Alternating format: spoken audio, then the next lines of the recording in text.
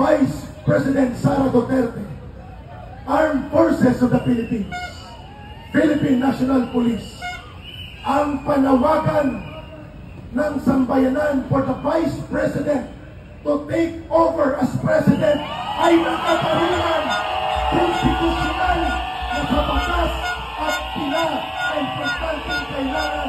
Yun ang dapat karinig ni Sara Duterte at gano'n na rin ng Armed Forces of the Philippines at ng Philippine National Police. Yan ang konstitusyonal na paraan upang lupasin itong problema at krisis sa lideratong kinakaharap natin. Inday Sara!